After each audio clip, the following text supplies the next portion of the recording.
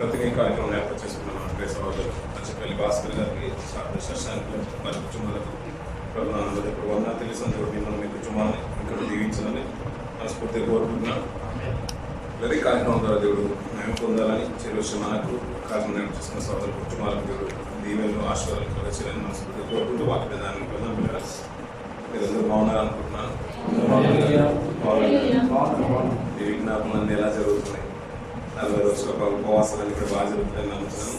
దేవుడికి జీవితంగా ఆయన శక్తి నుంచి మళ్ళీ కాచి కాపాడుతున్న విధానం బట్టి దేవుడికి నమ్మకం కాక ప్రస్తుత గ్రంథంలో నుంచి కొత్త నిబంధన గ్రంథంలో నుంచి జీవిత పుస్తకం నుంచి కొన్ని మనం ధ్యానం చేద్దాం. 19వ అధ్యాయం 13వ వచనం చూద్దాం. కొత్త నిబంధన గ్రంథం చివరి గ్రంథమైన ప్రకటన గ్రంథం 19వ అధ్యాయం 13వ వచనం నుంచి, రక్తంలో ముంచబడిన వస్త్రము ఆయన ధరించుకుని ఉండెను, మరియు దేవుని వాక్యము అనునామము. సరిపోతుంది. ఇక్కడ వాక్య భాగంలో పిల్లల భక్తులు రాస్తున్న మాటలు కొన్ని విలువైన మాటలు పొందుపరుచున్నాడు. పిల్లల రక్తంలో ముంచబడిన వస్త్రము అంటున్నాడు. పిల్లల అక్కడ ఒక అంకేసి కింద అంటున్నాడు. పిల్లలు చిలకరించిన అంటున్నాడు. రక్తంలో ఉంచబడిన వస్త్రము ఆయన ధరించుకొని ఉండెను, మరియు దేవుని వాక్యము అను నామము ఆయనకు పెట్టబడి ఉన్నది అంటున్నారు. శిలువను ఎక్కిన సందర్భంలో సాక్షాత్ ప్రభునేశ్వర గురించి, అంటే రక్తంలో ఉంచబడిన వస్త్రాలు అంటే ఎవరి గురించి మాట్లాడుతున్న మాటలు, ఎవరి గురించి? సాక్షాత్ ప్రభునేశ్వర గురించి మనకు తెలిసిన విషయం. ఆయనను శిలువకి ఎక్కించకంటే ముందుగా వారు హింసిస్తున్నప్పుడు కానీ, హేళన చేస్తున్నప్పుడు కానీ, అంతేకాకుండా విచారణకి ముందుగా జరిగిన రాత్రి సంభాషణలో ఆయన వస్త్రాన్ని తొలగించేసి అతనికి ఎర్రని వస్త్రం తొలగిస్తారు. పిల్లలు ఎర్రని వస్త్రం తొలగించేసి ఇష్టానుసారంగా వేధించిన తర్వాత తిరిగి తన యథావిధిగా తన వస్త్రాన్ని తొలగించేస్తారు. ఇక్కడ ఒక బాగా తెలియజేస్తున్న మాట ఏంటంటే, రక్తంలో ముంచబడిన వస్త్రము ఆయన ధరించుకుని ఉండేను అంటాడు. అంతేకాదు అతనికి ఏమని నామం ఉందంట? దేవుని వాక్యము అను నామము ఆయనకు పెట్టబడింది. అంటే ఇంతకీ ఎవరు అయ్యా ఆయన అంటే ప్రభు అయిన యేసుక్రీస్తు. ఆయనకి ఇంకొక మాట ఏంటంట? దేవుని వాక్యము. అందుకనే ఏమైనా ఆదిలో అంటే యోహాను సువార్త 1వ అధ్యాయం 1వ వచనం మనం చూస్తుంటాం. ఆది యందు వాక్యం ఉండను, వాక్యము దేవుని యొద్ద ఉండను, ఆ వాక్యమే దేవుడు అయ్యను, ఆ వాక్యమే శరీరధారి కృపా సత్య సంపూర్ణంగా మన మధ్యలో. అంటే వాక్యం అంటే ఎవరు? దేవుడు ప్రభు అయిన యేసుక్రీస్తు వారు. ఒక విషయాన్ని మాత్రం గుర్తిరగాలి పిల్లల, ఒక విషయాన్ని మాత్రం గుర్తిరగాలి. సంకల్పము తండ్రి నెరవేరుస్తున్నది కుమారుడు. ఆ మాట మనసులో ఉంచాలి, ఎప్పటికీ ఉండాలి.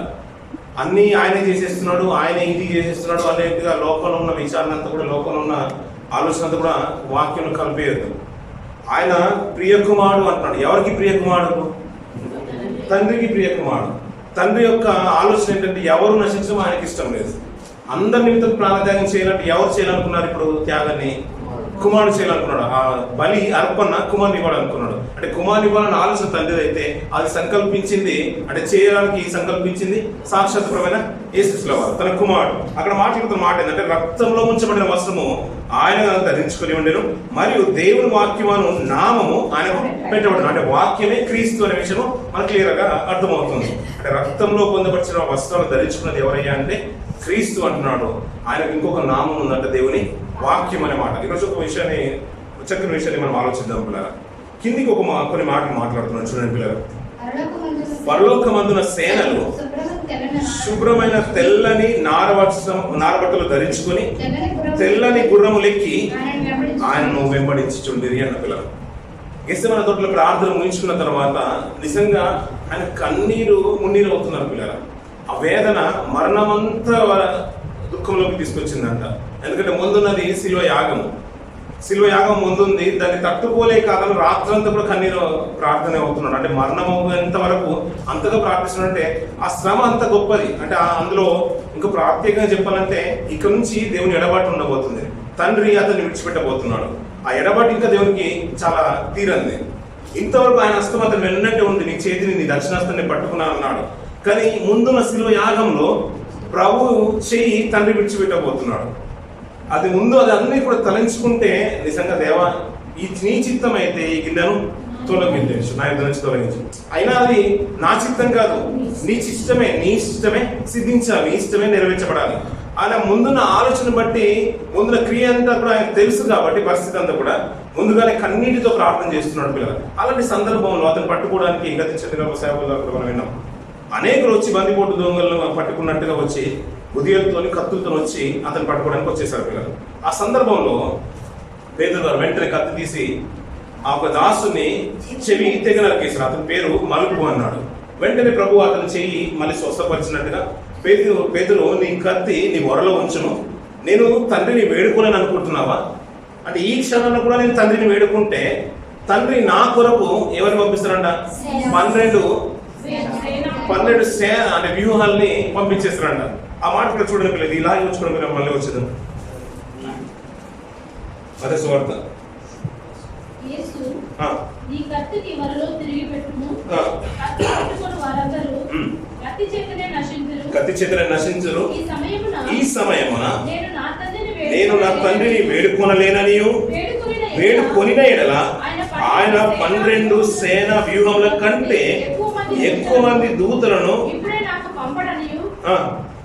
నీవు అనుకొనుచున్నావా అన్నాడు పిల్లల. అంటే తండ్రిని వేడుకుంటే తండ్రి ఏం చేస్తాడంట? ఒకవేళ తండ్రిని వేడుకుంటే తండ్రి 12 సేన అంటే వ్యూహాల కంటే ఎక్కువ. అక్కడ మార్చుకున్న పిల్లలు 12 సేన వ్యూహముల కంటే ఒక వ్యూహానికి ఎంత అంటున్నాడు? 6,000 మంది. 12 × 6,000 ఎంత అయితే పిల్లలు? అలాంటి సైన్యాన్ని తండ్రిని వేడుకుంటే వెంటనే పంపించేస్తారంట. అంటే నేను వేడుకోలేను అనుకుంటున్నావా? దేవుడు నన్ను విడిచిపెట్టేశారు కదా అని అనుకోవద్దు పేతురు. దేవుడు నాతోనే ఉన్నాడు. నేను ప్రార్థిస్తే అతను నా కొరకు తండ్రి తన సేనాన్ని పంపించగలుగుతాడు అని అంటున్నాడు పిల్లలు. మనకి ఇప్పుడు అక్కడ కనబడుతున్న మాట ఏంటంటే పిల్లలు, ఇందాక ప్రకటన గ్రంథంలో చదువుకున్న మాట, అతనికి ఎర్రని రక్త వస్త్రములు ధరింపజేసింది, దేవుని వాక్యం అని నామం ఉంది. అతను వెంబడించే సైన్యము అక్కడ కనబడుతుంది చూడండి పిల్లలు. పరలోకమందున సేనలు శుభ్రమైన తెల్లని నారబట్టలు ధరించుకొని తెల్లని గుణం ఎక్కి ఆయనను వెంబడించుచుండేది అన్నప్పుడు. అంటే రక్తంలో కడగడంటే మన అందరి కొరకు ప్రాణత్యాగం చేసిన క్రీస్తుని గురించి మాట్లాడుతున్నాం. అతన్ని వెంబడించే సేనలు కనబడుతున్నాయి పిల్లలు. మనం ఇప్పుడు అప్పుడప్పుడు పిల్లలు ఏదైనా బ్యానర్ చూసినా, ఇన్విటేషన్ చూసినా, ప్రభు యొక్క ఒక పిక్చర్ చూసినా, మన గూగుల్లో చూసినా కొన్ని వెంటనే ఆయన నిలబడి ఉన్నా ఎక్కడున్నా కానీ పరలోకమందు ఉన్నా అతని చుట్టూ కొన్ని వేల సైన్యం కనబడుతూ ఉంటుంది. ఏ సైన్యం కనబడుతూ ఉంటుంది? పరలోకంలో కొన్ని సైన్యాలు కనబడుతుంది. దేవదూతల దూతలు సైన్యంగా కనబడుతూ ఉంటాయి పిల్లలు. ఈ సందర్భము ఇందాక చదువుకున్న మత్తయి సువార్తల సందర్భము చాలా వేరు సందర్భం పిల్లలు. అక్కడ ఏంటంటే నేను తండ్రిని వేడుకోలేని అనుకుంటున్నా పేతురు, నేను వేడుకుంటే 12 వ్యూహ సైన్యాల కంటే ఎక్కువనే దేవుడు పంపించగలుగుతాడు. కానీ ఇక్కడ సందర్భంలో ఆలోచిస్తే ఇక్కడ ఏమంటున్నాడంటే, దేవుని వాక్యం అను నామాన్ని పెట్టబడేను, పరలోకమందున సేనలు శుభ్రమైన తెల్లని నారబట్టలు ధరించుకొని తెల్లని గుర్రం ఎక్కి ఆయనను వెంబడిస్తున్నారు పిల్లలు. ఆయన ఎక్కడికి వెళ్తున్నాడు? ఆయన వెంబడించే వారు ఎవరు? ఎందుకు తెల్లని వస్త్రాలు వేసుకున్నారు? ఈ మాటను చూసుకొని ముగించేద్దాం పిల్లలు. ఇక్కడ మాట ఏంటంటే, మనకి ఎప్పుడైనా కానీ అతను వెంబడించే సైన్యం ఏది చూసినా కానీ మన వెనకాల వెంటనే గుర్తుకొచ్చేది దేవుని దూతలే కనబడుతూ ఉంటాయి. అతనికి కొన్ని కోటానుకోట్ల సైన్యం కనబడుతూ ఉంటుంది. అదే మన మనసులో ఉండి ప్రతిసారి ఏమనుకున్నాం అంటే సేనలు అనే వరకు వెళ్ళి అదే సైన్యం అనుకుంటున్నాం. కానీ ఇక్కడ మంచి మాట మాట్లాడుతుంటాడు. ఆయన భూమి మీద సంచరిస్తున్న కాలంలో ప్రభు కొన్ని విలువైన మాటలు అందిస్తుంటాడు పిల్లలు. లూకా సువార్త 9వ అధ్యాయం త్వరగా వచ్చాను పిల్లలు. లూకా సువార్త 9వ అధ్యాయం 23వ వచనం నుంచి కొన్ని మాటలు మనం చూద్దాం పిల్లలు. అందరితో ఇట్లా నేను ఎవడైనా నన్ను వెంబడింపగోరిన ఎడల తను తాను ఉపేక్షించుకొని ప్రతిదినము తన సిలువను ఎత్తుకొని నన్ను వెంబడింపవలెను. తనను ప్రాణమును రక్షించుకుని కోరువాడు దాన్ని పోగొట్టుకును, నా నిమిత్తమే తన ప్రాణమును పోగొట్టుకున్నవాడు దాన్ని రక్షించుకును అంట. సరిపోతుంది. ఇక్కడ ఒక మాట ఏంటంటే పిల్లగా, ఇది బాగా ఎక్కువగా మనం ప్రతిసారి ధ్యానం చేస్తూ ఉంటాం. ఎవడైనాను నన్ను వెంబడింపకుండా తను తాను ఉపేక్షించుకొని నన్ను ప్రతిదినము తన సిలువను ఎత్తుకొని నన్ను వెంబడించాలి. ఎలా వెంబడించాలంట? సిలువను ఎత్తుకొని వెంబడించాలి. సిలువ అంటేనే మనకు గుర్తుకు రావాల్సింది ఏంటంటే శ్రమలు. సిలువ అంటేనే మనకు గుర్తుకు రావాల్సింది నిందలు, హేళనలు, అవమానం, నిర్లక్ష్యం. ఒక మాట సందర్భాన్ని జ్ఞాపకం చేశాను పిల్లలు. అంటే ఈ సందర్భంలో సిలువ అనే మాట వచ్చింది కాబట్టి మీకు గుర్తు చేస్తాను. పాత నిబంధనలో సిలువను వేసేవారు పిల్లలు. ఒక మన ప్రవచనం ఉందని మనకు బాగా తెలుసు పిల్లలు, తెలుసు కదా పిల్లలు. ఆయన సిలువను ఎందుకు ఎక్కించుంటారు? ప్రవచనము నెరవేర్చడానికి. సిలువ మీద అసలు ఎలా ఎందుకు చంపబడాలి? పాపం చేసినవారు సిలువను ఎక్కాలి, అదే తెలుసు పిల్లలు. కానీ సిలువను ఎక్కించిన ఈ సందర్భంలో నాకు ఒక విషయం జ్ఞాపకం వచ్చింది పిల్లలు. ఆ మాట చూద్దాం. ఇది ఇక్కడ నుంచి విలమల్లి వచ్చింది ద్వితీయోపదేశకాండం. ఆ సందర్భంలో మంచి మాట మాట్లాడతారు, తరచుగా చదువుతున్న మాటే కానీ 21వ అధ్యాయం 22వ వచనం చూడండి పిల్లల. 23వ వచనం. మరణ శిక్షకు తగిన పాపము ఒకడు చేయగా, మళ్ళీ చదవ పిల్లల. మరణ శిక్షకు తగిన పాపము ఒకడు చేయగా ఏం చేయాలంట? అతన్ని చంపి, ఏమంటున్నాడు పిల్లరా? అతన్ని చంపి మ్రాను మీద వేలాడదీసిన ఎడల. అంటే అక్కడ రెండు భాగాలు అర్థమవుతున్నాయి పిల్లరా. ఏం చేయాలంట? ఒకళ్ళు మరణశిక్షకు తగిన పాపం ఏమన్నా చేస్తే ఏం చేయాలంట? చంపి అంటే చంపేయాలి, అంతే కదా. లేదు కొట్టేసి మనమే చంపుతున్నా నన్ను అనవసరంగా అంటే ఆ ఉద్దేశం కాదు. అక్కడ చంపి తర్వాత ఏం చేయాలి? ప్రాణం మీద వేలాడది. కానీ అక్కడ కొత్త నిబంధనలు జరుగుతున్న సందర్భమే వేరు పిల్లరా. అక్కడ జరుగుతున్న సందర్భమే వేరు పిల్లలు. ఇదిలా ఉంచుకొని వచ్చే వారం దాని గురించి మేము ఆలోచన చేద్దాం పిల్లలు. ఇందాక చదువున్న మాటకు వచ్చిన పిల్లలు లూకాసు వార్తలో మీరు ఆలోచిస్తారని రెఫరెన్స్ జ్ఞాపకం చేశారు. మీరు ఆలోచించిన పిల్లలు మామూలుగా ఎక్కిచ్చేసారు ముగ్గురిని, అక్కడ కొట్టేస్తారా అనే మాట కాదు. అక్కడ ఏం చేయమన్నాడు? చంపి మ్రాను మీద వేలాడదీయమన్నాడు. ఇక్కడ చూడండి పిల్లలు, ఎవడైనాను నన్ను వెంబడింపకోనేలా తను తాను ఉపేక్షించుకొని ప్రతిదినము తన సిలువను ఎత్తుకొని నన్ను వెంబడింపాలి. ఎవరైనా ప్రభువుని వెంబడింపాలంటే అంట అందరితో చెప్తున్న మాట, ప్రభువును వెంబడించాలని ఆలోచన ఉంటే ఈ లెంట్ డేస్ లో మనం విజ్ఞాపనలు చేస్తున్నాం, ఉపవాసం చేస్తున్నాం. ఆయన సిలువని చూస్తూ మరి యొక్క రూపాంతరణ దర్శనకు నూతన అనుభవంలోకి వెళ్ళాలని, మన ఆత్మను బలపరచుకోవాలని, దేవుని ఆశీర్వాదాలు పొందుకోవాలని, తన కొరకు ఇంకా బలమైన మాటలు వినాలని, బలంగా బ్రతకాలని ఆశతో ముందుకు వెళ్తున్న పిల్లలు. కానీ ప్రభువుని వెంబడింపాలని ఆశ కనుక ఉంటేనంట ఎక్కడ ఏమంటున్నాడు? ప్రతిదినము తన సిలువను ఎత్తుకొని, అంటే మన సిలువను ఎత్తుకొని ప్రభువుని వెంబడించాలి. మన వెనుకలు ఏముంటాయి? ఇప్పుడు ప్రతిసారి ప్రభువుని వెంబడించాలంటే ఏముంటాయి పిల్లలు? శ్రమలు ఉంటాయి పిల్లలు, అన్ని శ్రమలు ఉంటాయి. ప్రభువు సిలువ అంటేనే మనకు గుర్తుకు రావాల్సింది గొప్పది శ్రమ. అలా మన కుటుంబ సమస్యలు ఇవన్నీ ఉంటాయి. ఇంకా భక్తులు ఇంకొక మంచి లోతుగా మాట్లాడతారు. అదే లూకాసు వార్త 14వ అధ్యాయం. లూకాసు వార్త 14వ అధ్యాయం 25వ వచనం నుంచి కొన్ని మాటలు చూద్దాం పిల్లలు.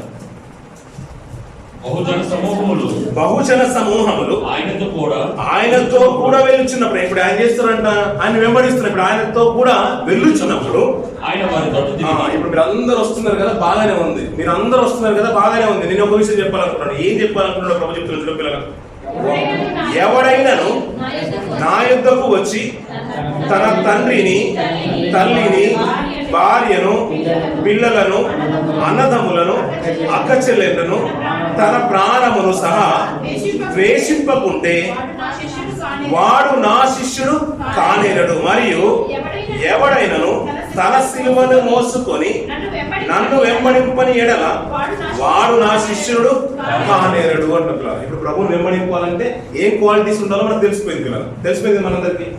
ఈ మాట మన ప్రకటించిన గ్రంథంలో చదివిన మాట మన మనసులో ఉండాలి. ఆయనకు ఎర్రని వస్త్రాలు ధరింపజేశారు. దేవుని వాక్యం మన నామం అతనికి పెట్టబడింది. పరలోకమందున సేనలు అతన్ని వెంబడిస్తున్నాయి పిల్లలు. అతను వెంబడించే సేనలు ఏంటని ఆలోచిస్తూ ఉంటే, ఎవడైనా నన్ను వెంబడిస్తే, మనం దూతలు అనుకుంటున్నాం, దూతలు కానే కాదు అనే మాట ఈ వాక్య భాగాన్ని బట్టి మనం నిర్ధారణ చేయొచ్చు పిల్లలు. ఇక్కడ మంచి మాట ఏంటంటే, అదే మార్కు సువార్తలు ఇందాక మత్తయి సువార్తలో ఫస్ట్ చదువుకున్న మాట అది వేరే సైన్యం, 12 వివాహ సేనలు అది వేరే సైన్యం. ఇక్కడ ఒక మాట ఏంటంటే, అతని పరలోకమందున సేనలు ఏంటయ్యా అంటే, అయ్యా ఎవరైనా నన్ను వెంబడిస్తే తను తాను ఉపేక్షించుకోవాలి, తన సిలువను ఎత్తుకొని ప్రతిదినము నన్ను వెంబడించాలి. అలాగే ఇక్కడికి వచ్చిన తర్వాత లూకా మాట్లాడుతున్న మాట ఏంటంటే, ఎవడైనా నా యొద్దకు వచ్చి తన తండ్రిని, తల్లిని, భార్యను, పిల్లలను, అన్నదమ్ములను, అక్క చెల్లెళ్లను, తన ప్రాణము సహా ద్వేషింపకుంటే వాడు నాకు శిష్యుడు కానేరడు అంట పిల్లలు. అంటే ఆయన శిష్యుల్లో చేరాలన్నా, ఆయన వెంబడించాలన్నా, అతని సేనలో చేరాలన్నా ఏముండాలంటే తన ప్రాణం మీద ఆశ ఉండొద్దు అని చెప్తున్నాడు పిల్లలు. అంతేకాదు ఏమంటున్నాడు? తన తండ్రిని, తన తల్లిని, ఇద్దరు మనకు ప్రియమైన వాళ్ళే, ఎవరు విడిచిపెట్టలేము పిల్లలు, వాళ్ళని కూడా ద్వేషించమంటాడు. అంతేకాకుండా ఏమంటున్నాడు, భార్యను పిల్లలను, భార్యకు భర్త భర్త భార్య కన్నా అందరికి ఇష్టం, ఇద్దరికి ఇష్టమైంది పిల్లలు, పిల్లల్ని కూడా విడిచిపెట్టమంటాడు. అంతేకాకుండా అన్నదమ్ములను అంటున్నాడు, అక్క చెల్లెలను అంటున్నాడు, తన ప్రాణమును సహా ద్వేషింపకుంటే వాడు నా శిష్యుడు కానేరుడు. మరియు ఎవడైనా తన సిలువని మోసుకొని నన్ను వెంబడింపని ఎడల ఆ శిష్యుడు కానేరుడు అంటున్నారు. ఈ మాట ఎలా ఉందంటే పిల్లల చాలా మందికి అగనిష్టంగా ఉంటాయి కొన్ని లేఖనాలకు కూడా. ఎందుకంటే ప్రభు చెప్పిన మాటలు ఏంటంటే నీ తల్లిని నీ తండ్రిని సన్మానించమనే మాట మనకు తెలుసు. నీ రక్త సంబంధంలో ఎవరిని కూడా నువ్వు కోల్పోవద్దు అని మనకు తెలుసు. నీ సహోదరులను కూడా ఎవరిని కూడా నువ్వు విడిచిపెట్టొద్దు అని మనకు తెలుసు. ఈ మాట ఎలా ఉందంటే దానికి దీనికి విరుద్ధంగా ఉంది.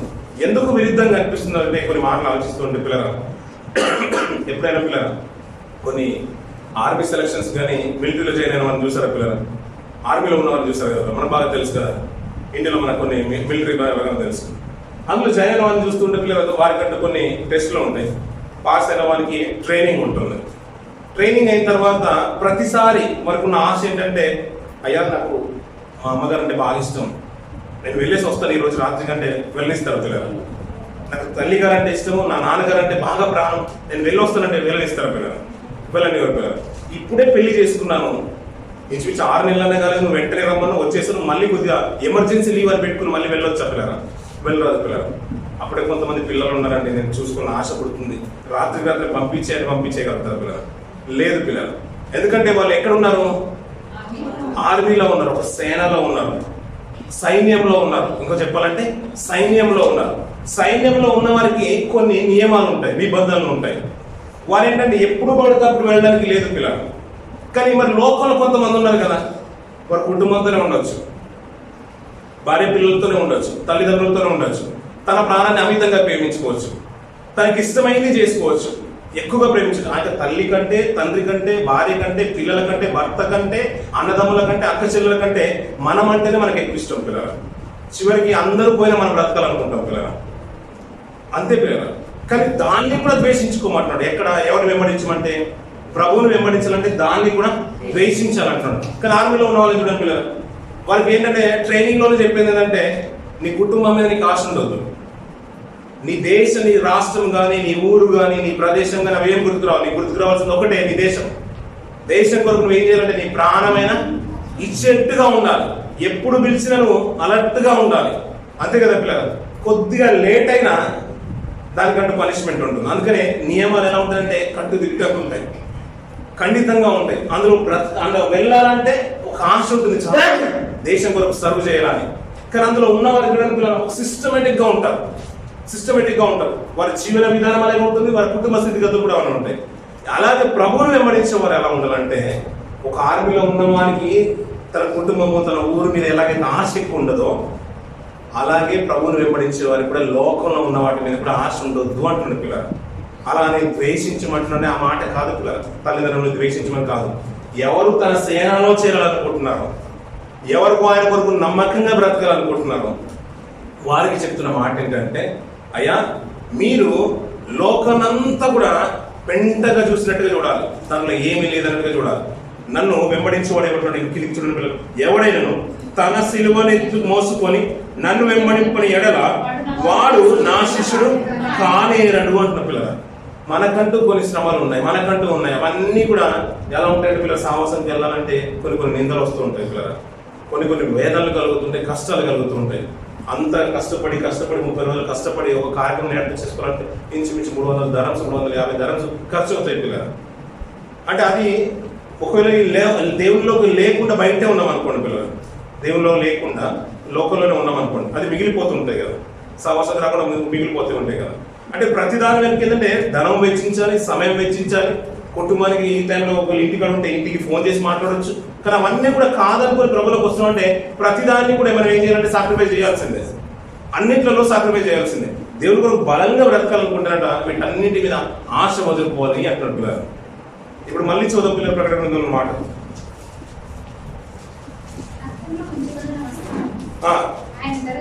ధరించుకుని ఉన్నాడు,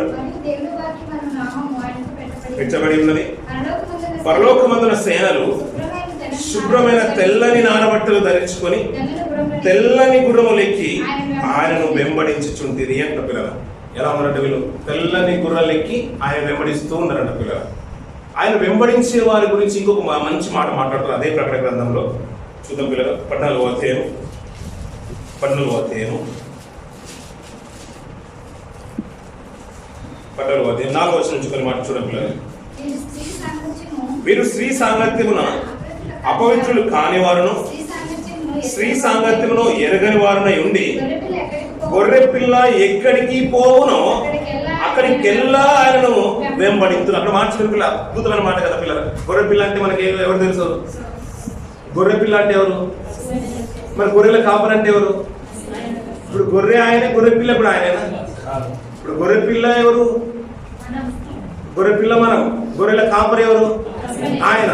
అంతే కదా పిల్లల. ఇక్కడ మార్చిన పిల్ల గొర్రె పిల్ల ఎక్కడికి పోవునో అక్కడికెల్లా ఆయనను వెంబడింతుడు. వీరు దేవుని కొరకును గొర్రె పిల్ల కొరకును ప్రథమ ఫలంగా ఉండుటకై మనుషులలో నుండి కొనబడిన వారు అంట పిల్లల. గొర్రె పిల్లను వెంబడించేవారు. ఇంతకు మనం చదువుకున్నాం కదా పిల్లలు, రక్త వస్త్రాలు ధరించుకున్న ఆయనను తెల్లని వస్త్రాలు ధరించుకొని ఆయనను వెంబడిస్తున్నాడు. పరలోకమందున సేనలు అంటున్నాడు పిల్లలు. ఆ సైన్యం ఎవరయ్యా అంటే గొర్రె పిల్ల రక్తంలో కొనబడిన వారంట, కడగబడిన వారంట. అక్కడ మాట్లాడుతున్న పిల్లలు వీరు దేవుని కొరకును గొర్రె పిల్ల కొరకును ప్రథమ ఫలంగా ఉండుటకై మనుషులలో నుండి కొనబడిన వారు. వీరు ఎక్కడికి వెళ్తారంట? ప్రతిదినం ఆయన వెంబడించి మన మాట జ్ఞాపకం చేసుకున్నాం. రూప గారు రాసిన మాటలో సువార్తలు అన్ని భాగాలు మనం చూస్తూ ఉంటాం. ఆ మాట చూసిన పిల్లలు గొర్రె పిల్ల ఎక్కడెక్కడికి పోవునో అక్కడికెల్లా ఆయనను వెంబడిస్తారంట పిల్లలు. వీరికున్న ఒక మంచి సంకల్పం ఏంటంటే, నిరీక్షణ ఏంటంటే ప్రభువు ఎక్కడికి వెళ్తే అక్కడికి వెళ్ళాలి పిల్లలు. మనం ఏమనుకున్నాం అంటే ప్రతి మాట ప్రకటన గ్రంథంలో రాయబడిన ప్రతి మాట ఏంటంటే అక్షరార్థంగానే మనం ఆలోచించేస్తాం పిల్లలు. గొర్రె పిల్ల అన్నారు కాబట్టి ఇప్పుడు ప్రభుని గొర్రె పిల్ల అనుకుంటున్నాం. గొర్రెల కాపురు అన్నాడు కాబట్టి గొర్రెల ఆయన దగ్గర ప్రభు దగ్గర గొర్రెలు పెట్టేసి ఆయన గొర్రెలకి కాపురు అనుకున్నాం. కాదు పిల్లలు, మనకు కాపరి. అంతే కదా, మనకు కాపరి. ఆయనకు మనకు అర్థమవుతుందన్న ఉద్దేశం. గొర్రె పిల్ల ఏ రీతిగా అయితే మౌనంగా ఉంటుందో, ఎలాగైతే గొర్రె పిల్ల వధింపబడిందో అది మనకు అర్థమయ్యే విషయంలో మనకు అర్థం అవడానికి చెప్పబడిన మాటలు పిల్లలు. అందుకనే మనము బొమ్మలేసినా మన మీద ప్రింట్అవుట్ చేసినా గొర్రె పిల్లను ప్రభు దగ్గర చేయించాము. కానీ ఆయన మనకు కాపరి. అందుకని ఇక్కడ ప్రకటన గ్రంథంలో చాలా విషయాలు మనకు కనబడుతూ ఉంటాయి పిల్లలు. అప్పుడప్పుడు 1000 ఏళ్ళ పరిపాలన కనబడుతుంది, 7 ఏళ్ళ శ్రమలు కనబడుతుంది. అందుకని మనం ఎప్పటికీ గుర్తుంచుకోవాల్సిన మాట ఏంటంటే 1000 ఏళ్ళే గుర్తుకొచ్చింది, 7 ఏళ్ళే గుర్తుకొచ్చింది. ఇప్పుడు ఏంటంటే గొర్రె పిల్ల తెల్లని వస్త్రములు, రక్తంలో కడబడిన వస్త్రాలు, తెల్లని వస్త్రాలు ధరించుకున్నవారంటే తెల్లని వస్త్రాలు ధరించుకున్నారంటే తెల్లని వస్త్రాలే ధరించుకోమని కాదు అక్కడ. అది ఉద్దేశం ఏంటంటే వారి జీవితాలు మలినం కాని జీవితాలు. అక్కడ కింద మాట ఇంతకు చూడపిల్ల చదువుకున్న మాట, వీరు స్త్రీ సాంగత్యమున అపవిత్రులు కాని వారును స్త్రీ సాంగత్యము ఎరగని వారునై ఉంది. అక్కడ అక్షరార్థంగా తీసుకుంటే చాలా మంది దేవుని కొరకు నిష్ట కలిగి బ్రతికేశారు పిల్లలు. కానీ ఇంకొక మాట చెప్పమంటారు పిల్లలు, స్త్రీ అంటే స్త్రీ కానే కాదు అక్కడ. ఎందుకంటే యాకోబు గారు ఒక మంచి మాట మాట్లాడతారు, వ్యభిచారులారా ఈ లోక స్నేహము దేవునితో వైరమని ఎరగరా అంటాడు పిల్లలు. అంటే స్త్రీని ముట్టిన వారు ఇక్కడ ఏమంటున్నాడు, అక్కడ మార్చిన పిల్లలు వీరు స్త్రీ సాంగత్యమున అపవిత్రులు కాని వారు, స్త్రీ సాంగత్యము ఎరగని వారు. అంటే ఇప్పుడు ఒకరు స్త్రీని ముట్టేశారు అనుకోండి, అపవిత్రం అయిపోయినట్టే కదా. అంతే కదండి పిల్లలు. ఇప్పుడు పాత నిబంధన గ్రంథం నుంచి ఇప్పటి వరకు కొత్త నిబంధన వరకు వస్తూ ఉంటే ఈ రోజు కాలంలో కూడా అనేకులు స్త్రీలను వివాహం చేసుకునే వారే కనబడుతుంటారు. అలా ఒకవేళ అనుకుంటే అందరూ కూడా అపవిత్రులు అయిపోయిన వారే. అందుకని ఏప్రిల్ రాష్ట్ర పత్రికలు అంటాడు, పాలకు నిష్కలంకమైంది అని, పరిశుద్ధమైంది అంటాడు. ఇది అది వివాహం అన్ని విషయంలో ఘనమైంది అంటాడు పిల్లలు. దాన్ని గొప్పగా ఎంచుతున్నాడు కాబట్టి మనం ఏంటంటే స్త్రీ అనే కాబట్టి స్త్రీ అనేది తీసుకోవద్దు. లోకము స్త్రీతో పోలుస్తున్నాడు. లోకంలో నుంచి నువ్వు బయటికి వస్తున్నావు కాబట్టి కొనబడిన వారు కాబట్టి అక్కడ మాట్లాడిన పిల్లలు మనుషులలో నుండి కొనబడిన వారు, వారి నోట ఏ అబద్ధమును కనబడలేదు, వీరు అనింద్యులు అంటున్నాడు పిల్లలు. ప్రభు యొక్క రక్తంలో కడగబడి రక్తము ద్వారా కొనబడి దేవునిలోకి వస్తున్న వీరు, సైన్యంలోకి వస్తున్న మీరు, మనమందరం కూడా సేనలుగా చేర్చబడుతున్న మనమంట ఎలా ఉండాలంటే లోకనంతా కూడా విసర్జించిన వారుగా ఉండాలి. ప్రేమ ఎలా ఉండాలంటే లోకం మీద ఆశ ఉంది, ఇక్కడ ఉన్నట్టుగా ఉండదు పిల్లలు. అందుకనే మంచి మాట పిల్లలు కొరింథీయుల రాసిన పత్రికలో పౌలు గారు కూడా అంటారు ఇదే మాట. ఆ మాట చూద్దాం పిల్లలు. కొరింథీయుల రాసిన పత్రిక 6వ అధ్యాయం 18వ వచనం నుంచి కింది మాట చూద్దాం పిల్లలు. పారిపోయి మనుషులు మనుషులు చేయి ప్రతి పాపమును దేహమునకు వెలుపల ఉన్నది గాని జారత్వము చేయబడు తన సొంత శరీరమునకు హానికరముగా పాపము చేయుచున్నాడు. మీ దేహము దేవుని వలన మీకు అనుగ్రహింపబడి మీలో ఉన్న పరిశుద్ధాత్మకు ఆలయం ఉన్నదని మీరు ఎరగరా? మీరు మీ సొత్తు కారు విలువ పెట్టి కొనబడిన వారు గనుక మీ దేహముతో దేవుని మహిమపరచండి. ఇప్పుడు ఎలా కొనబడ్డామంటే మనం విలువ పెట్టి కొనబడ్డాం. ఇది కొరింథీయులకు రాసిన పత్రికలో మొదటి పత్రికలో కనబడుతుంది, రెండో పత్రికలో కనబడుతుంది, అలాగే మూడవ అధ్యాయంలో మనకు కనబడుతుంది. రక్తంతో మనల్ని కడిగి కొన్నాడు అంటాడు. ఇంకా పేతురు గారు అయితే అద్భుతంగా రాస్తున్నాడు, అమూల్యమైన రక్తం చేత మనల్ని కొన్నాడు అంటాడు పిల్లలు, కడిగాడు అంటాడు పిల్లలు. దాని కొరకు ఇది ప్రభువు తన సంఘమునికి ఒక గొప్ప సాహసాన్ని ఇస్తున్నాడు, అంటే ఒక ఆధిక్యతను ఇస్తున్నాడు. ఎలా అంటే రక్తములో కడిగి ఎలా నిలబడుతున్నాడంట, తన సేనగా నిలబడుతున్నాడంట పిల్లలు. అందుకనే అదే ప్రకటన గ్రంథంలో ఒక మంచి మాట చూడండి పిల్లలు. 19వ అధ్యాయం 11వ వచనం నుంచి కొన్ని మాటలు చూద్దాం పిల్లలు. మరియు పరలోకం తెరవబడి ఉంటే చూసి తిని అప్పుడు అదేగో తెల్లని గుర్రం ఒకటి కనబడెను. దాని మీద కూర్చుండి ఉండేవాడు నమ్మకమైన వాడును సత్యవంతుడును అను నామం గలవాడు. ఆయన నీతిని బట్టి విమర్శ చేయించు యుద్ధము జరిగించుచున్నాడు అంట పిల్లలు. ఆయన ఎక్కడికి వెళ్తున్నాడంట? నీతిని బట్టి విమర్శలు చేయించి యుద్ధాన్ని జరిగించడానికి వెళ్తున్నాడు పిల్లలు. ఇప్పుడు అతన్ని వెంబడించే సేనలు ఎలా ఉన్నాయంట? అక్కడ మాట ఇందాక చదువున మాట పట్టణంలో వచ్చాము. పరలోకమందున సేనలు శుభ్రమైన తెల్లని నారబట్టలు ధరించుకొని తెల్లని గుర్రం ఎక్కి ఆయనను వెంబడించుచుండిరి అంటున్న పిల్లలు. ఆయన ఎలా ఉన్నారంట? ఆయన తెల్లని గుర్రం ఎక్కి వస్తూ ఉంటే, అతను యుద్ధం చేయడానికి వెళ్తూ ఉంటే ఇతను వెంబడించే వారు కూడా ఎలా ఉన్నారంట? శుభ్రమైన తెల్లని నార వస్త్రాలు ధరించుకొని ఆయన వెంబడిస్తూనే ఉన్నారంట తెల్లని గుర్రం ఎక్కి. ఇప్పుడు సేనలు వెంబడిస్తున్నట్టే దూతలు వెంబడించేవారు కాదు. ఆ దూతల గురించి చెప్పట్లేదు అక్కడ సందర్భంలో. అతను వెంబడించేవారు ఎలా అంట? రక్తంలో కొనబడిన వారంట, కడగబడిన వారంట, లోకము అంటకుండా బ్రతికేవారంట పిల్లలు, లోకం నుంచి వేరుపరచబడిన వారంట. ఆయన శిలువ త్యాగము ద్వారా రక్తంలో అనేకులు కొని తన కొరకు స్వాస్థంగా ఏర్పడుతున్న ఒక రాజ్యంగా ఏర్పడుతున్నాడు పిల్లలు. అలా ఏర్పరచబడిన వారు ఎవరిని వెంబడించేవారు? ఇప్పుడు దేవుని వెంబడించేవారు, దేవుని కొరకు పరిచర్యలో ఉన్నవారు, దేవుని కొరకు బ్రతకాలనుకున్నవారు, దేవుని పనిలో ఉన్నప్పుడు పిల్లలు. దేవుని సాహసం ఉందనుకోండి, ఇప్పుడు మనకి ఏది గుర్తుకు రావాలి? ఇప్పుడు సాహసం ఉందనుకోండి, ఏది గుర్తుకు రావాలి? ఇప్పుడు ఆర్మీలో ఉంది, యుద్ధం జరుగుతుంది, అతనికి ఏం గుర్తుకు రావాలి? ఇప్పుడు ఏం గుర్తుకు రావాలి? ఇప్పుడు ఒక కళ్ళ ముందు శత్రువులే గుర్తుకు రావాలి. నా దేశం కాపాడబడాలి, తన ప్రాణాన్ని కాపాడుకోవడానికి ఆలోచించవద్దు. ఇప్పుడు ఎవరి ప్రాణాన్ని కాపాడు? ఇప్పుడు అనేకుల ప్రాణాలు కాపాడడానికి ఇప్పుడు తన ప్రాణాన్ని ఏం చేయాలి? ఇప్పుడు ప్రాణత్యాగం చేయాలి. ఇప్పుడు అంతే కదండి పిల్లలు. ఈ మాట కొద్దిగా ఖచ్చితంగా ఉన్న సావాసం ఉంది, ఒక యుద్ధం ఉందంటే ఇప్పుడు ఏంటంటే అన్ని కూడా విడిచిపెట్టాల్సిందే. ఇక్కడ ఉన్న పరిస్థితులు బట్టి మనం తప్పదు అనుకోండి, అన్ని కూడా విడిచిపెట్టాల్సిందే.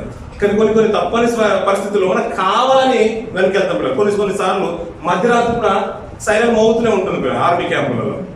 ఇప్పుడు మనకు తెలుసు కదా పిల్లలు, వెంటనే అలర్ట్ అయిపోతూ ఉంటారు. అప్పుడు యుద్ధంలో ఉన్నవారు ఎలాగైతే అలర్ట్ అయిపోతూ ఉంటారో దేవుడు తన కొరకు ఒక సైన్యాన్ని ఏర్పడుతున్నాడంట. అందులో సేనలుగా మనం చేరబోతున్నామంట. అలా వెంబడించేవారు ప్రతిదాన్ని అసహించుకొని ఈ తండ్రి మీద కానీ తల్లి మీద కానీ ఇలాంటి దాని మీద ఆశలు ఉండొద్దంట. అలానే వారిని ద్వేషించమనట్లేదు పిల్లలు. పనిలో ఉన్నప్పుడు ఏంటంటే ఇవేం గుర్తుకు రావద్దు. పని తర్వాత ఆర్మీలో ఉన్నవారు కూడా 6 నెలల తర్వాత 2 నెలలు చుట్టిస్తారు పిల్లలు, 2 నెలలు లీవ్ దొరుకుతుంది. ఆ రోజు కుటుంబంతో ఉంటారు. కానీ లోపల ఉన్నవారు చూడండి పిల్లలు, ప్రతి సండే పార్టీ అంటారు. మా ఫ్రెండ్స్ లో ఉన్నవారు ఆర్మీలో ఉన్నవారు వచ్చారు మా పార్టీకి అంటే కాదు పిల్లలు, వారు మితంగానే ఉంటారు, అన్ని విషయంలో మితంగానే ఉంటారు. ఎందుకంటే అన్ని కూడా అందరు లోకంలో ఉన్నట్టుగా బ్రతకలేరు పిల్లలు. అలాగే దేవుళ్ళకి వచ్చిన మనం అంట పిల్లలు ప్రభు రక్తంలో కడగబడిన తర్వాత అంట ఆయన సేనగా మార్చబడుతున్నామంట పిల్లలు.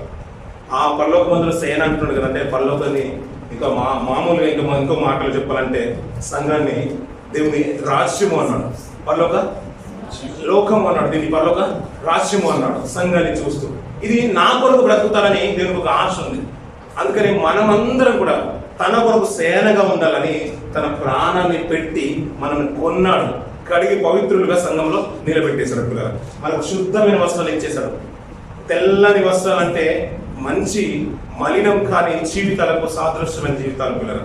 ఆయన వెంబడించే వారికి ఇలాంటి లక్షణాలు ఉండాలండి. సాహసం ఉందన్నా దేవుని కొరకు బ్రతకాలనుకుంటే లోకంలో ఉన్నది ఏది కూడా గుర్తుకు రావద్దంట పిల్లలు. కానీ తర్వాత కార్యక్రమం అయిపోయిన తర్వాత మనకు టైం ఉంటుంది పిల్లలు. కుటుంబంతో పాటు గడుపుకోండి, ఉద్యోగాలు చేసుకోండి, అన్ని చేసుకోండి. కానీ దేవుడు అలాంటి వాడు కాదు పిల్లలు. ఈ మాట ఎలా అనుకున్నా అంటే తల్లిదండ్రులను సన్మానించమన్నాడు. అలాగే ఇక్కడ వెంబడించమని ఏమన్నాడంటే ప్రభుని వెంబడించమని. లూకాసువార్తకు వచ్చిన తర్వాత ఆయన బోధన విధానంలో చాలా మటుకు తప్పుగా అర్థం చేసుకున్న వాళ్ళు చాలా మంది ఉన్నారు. తల్లిని ద్వేషించుకున్నాడు, తల్లిని ద్వేషించుకున్నాడు, భార్యని పిల్లల్ని అందరూ విడిచిపెట్టుకున్నాడు, తన ప్రాణాన్ని కూడా ద్వేషించుకోమన్నాడు. అలానే లోకంలో ఉన్న అన్ని కూడా ద్వేషించుకుని ఆయన వెంబడించమంటే అది ఉద్దేశం కూడా ఏంటంటే పరిచర్యలో నిలబెడితే దేవుని కూడా బ్రతకాలనుకుంటే మిగతా అన్నిటి మీద ఆశ అమితంగా ఉండొద్దు, మితంగానే ఉండాలని పిల్లలు. అలా బ్రతికే వారిని తన సైన్యం అంటున్నాడు పిల్లలు.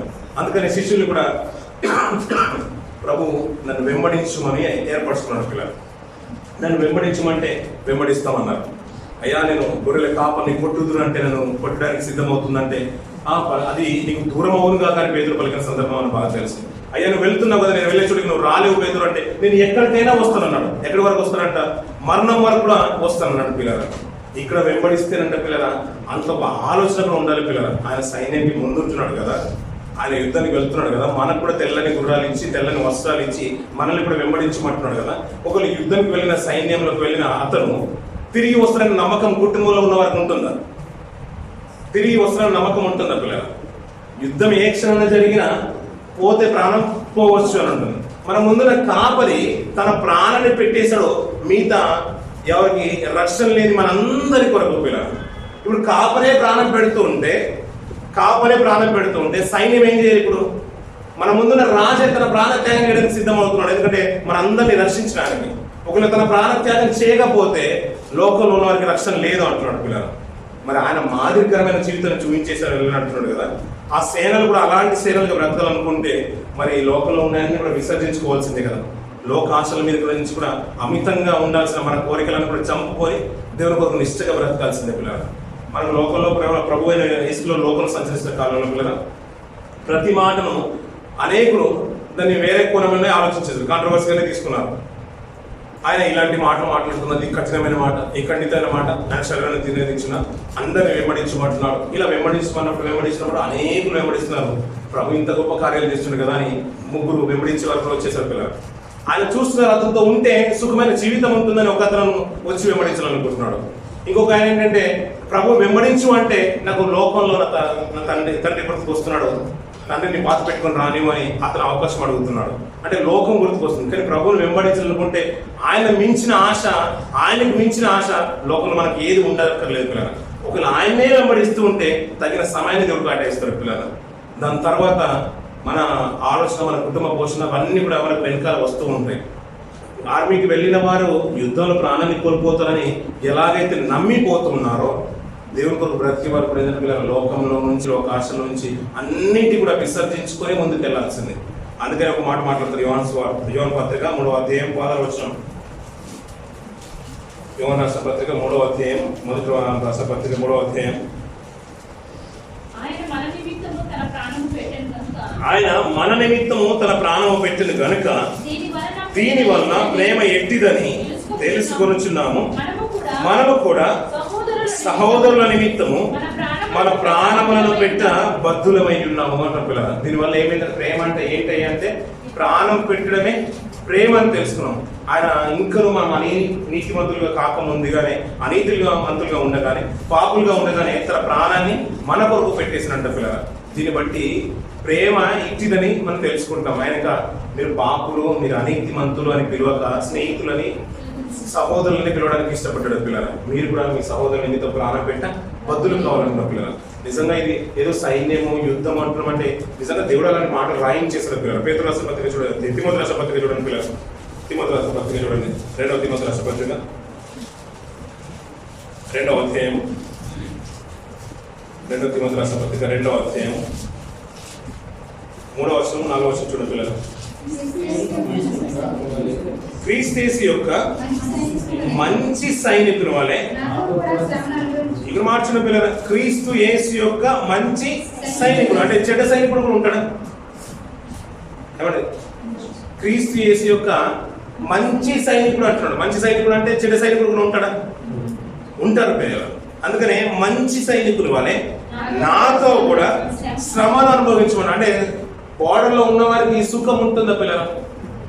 లోకంలో ఉన్న పౌరుల కంటే బోర్డర్లో ఉన్న సైన్యానికి సుఖం ఎక్కువ ఉంటుందా, శ్రమ ఎక్కువ ఉంటుందా? శ్రమనే ఎక్కువ ఉంటుంది పిల్లలు. వాళ్ళు ధరించుకున్న హెల్మెట్ ఉంటే చూసారా పిల్లలు, చాలా హెవీ వెయిట్ పిల్లలు. మన సేఫ్టీ హెల్మెట్ పెట్టుకోవడానికి మన మనసు ఒప్పదు, తీసి పక్కన పెడతాం. అది మన కోసం అని తెలిసినా మనం పక్కన పెడుతున్నాం. వాళ్ళు హెల్మెట్ పెట్టుకుని ఉండాలి, వెపన్ పట్టుకుని ఉండాలి, అలా షూస్ వేసుకుని సేఫ్టీ షూస్ ఉంటాయి చూసారా పిల్లలు, అవి చాలా బరువైంది. మామూలుగా మన సేఫ్టీ షూస్ మనం ధరించలేము, దానికి ఇంకా మెటల్గా మొత్తం కవర్ అయ్యి ఉంటుంది.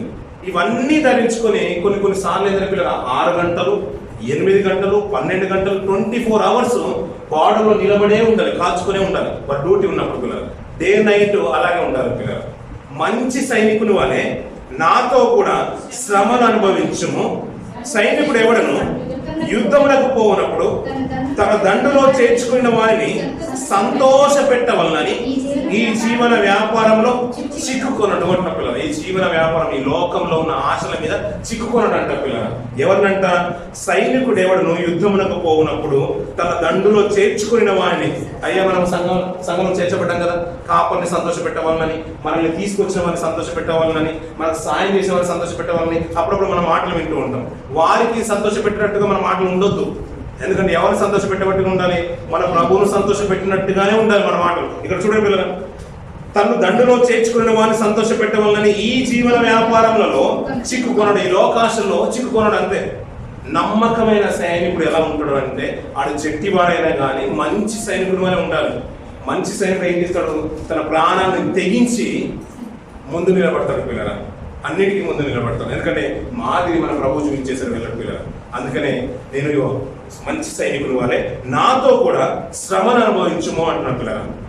అని మన కాపరి అయినప్పటికీ కూడా మన కొరకు శ్రమను అనుభవించి తన ప్రాణం పెట్టేశారు పిల్లలు. ఆ ప్రాణం పెట్టిన తరుణంలో తన రక్తాన్ని కార్చి మనల్ని కడిగి పవిత్రులుగా నిలబెట్టాలని ఆశపడుతున్నాడు.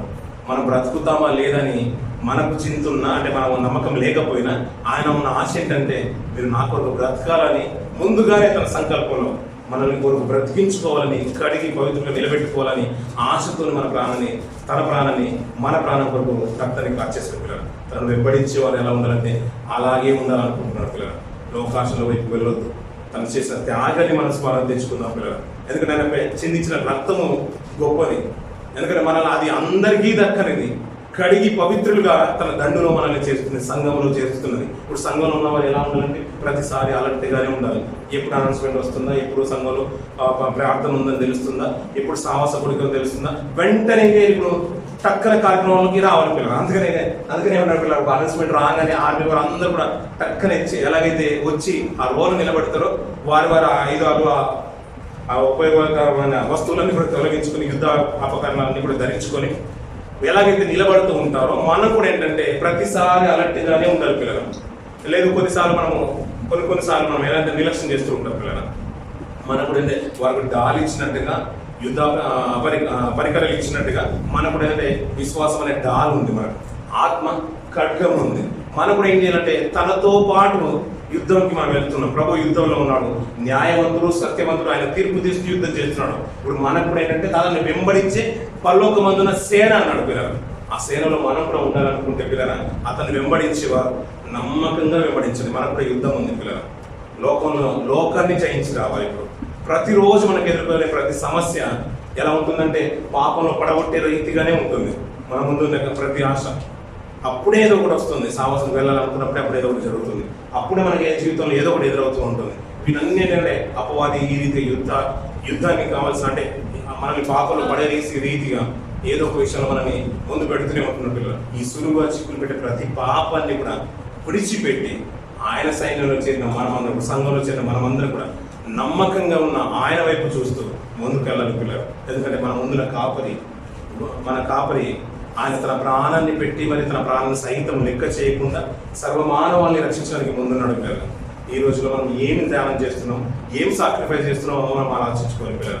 ఆయన కొరకు నమ్మకంగా బ్రతకాలని సిద్ధపడుతున్నాం కదా, ఏ బ్రతకాలనుకుంటున్నాం కదా, ఏ రావాలనుకుంటున్నాం కదా, సాహసంలో సంఘంలో ఉండాలనుకుంటున్నాం కదా.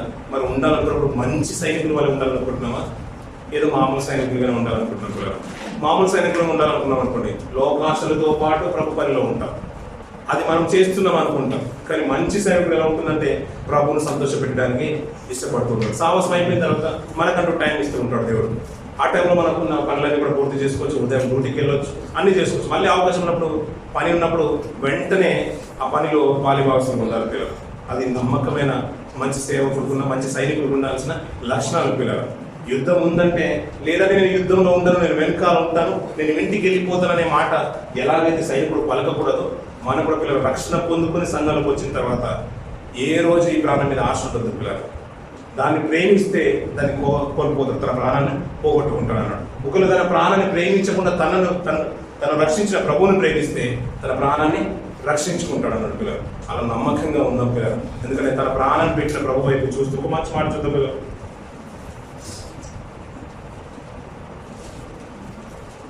ఎబిల్ రాసిన మాట చూద్దాం పిల్లలు. మొదటి నుంచి మార్చుకుంటారు.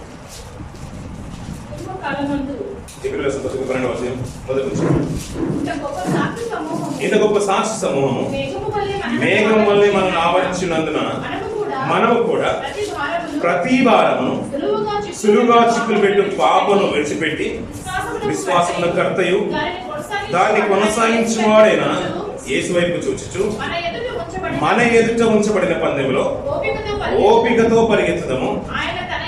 ఆయన తన ఎదుట ఉంచబడిన ఆనందము కొరకై అవమానమును నిర్లక్ష్య పెట్టి సిలువను సహించి దేవుని సింహాసనం యొక్క కుడి పార్శ్వమున ఆసీనుడై ఉన్నాడు.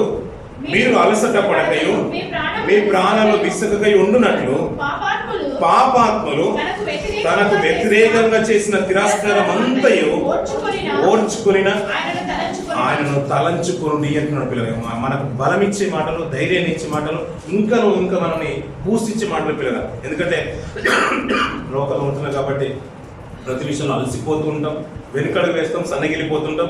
అలాంటి టైంలో చెప్తున్న మాట ఏంటంటే మీ ప్రాణములు విసుకకై ఉండునట్లు పాపాత్ములు తనకు వ్యతిరేకముగా చేసిన తిరస్కారం అంతయు ఓర్చుకొనిన ఆయనను తలంచుకొని మీరు పాపము పోరాడుటలో రక్తము కారునంతగా ఇంకా దానిని ఎదురింపలేదు అంటే ఇంకా కొంచెం చేయవలసిన కార్యం ఉంది పిల్లలు. దేవుని కొరకు బ్రతకాలని ఆశ మనకు ఉంది, దేవుని కొరకు నమ్మకంగా బ్రతకాలని ఆశ ఉంది, సంఘంలో మనం ఒక ప్రధానమైన పాత్రగా మనకు ఉండాలని ఆశ ఉంది, తెల్లని వస్త్రం ధరించుకున్న ఆశ ఉంది, ఆయన వెంబడించాలని ఆశ ఉంది. కానీ ఇంకా కొంచెం బాగా ఉంది అంటున్నాడు. అదే ఆ మాట చూడండి పిల్లలు. పాపముతో పోరాటలో రక్తము కారునంతగా ఇంకా దాన్ని ఎదిరింపలేదు పిల్లలు. ఆయనను తలంచుకుంటూ వెళ్దాం పిల్లలు. అలా చేస్తున్నప్పుడు పిల్లలు మనకు వచ్చే శ్రమలు అవి శ్రమలుగా అనిపించి అవి ఎన్న తగినవి కావు అంటున్నాడు పిల్లలు. రక్తము కారునంతగా ఇంకా దాన్ని మనం ఎదిరించలేమంట పిల్లలు. లోకంలో ఉన్నది అంతా కూడా చాలా మట్టుకు మన జీవితంలో కలిగి ఉన్నాం పిల్లలు.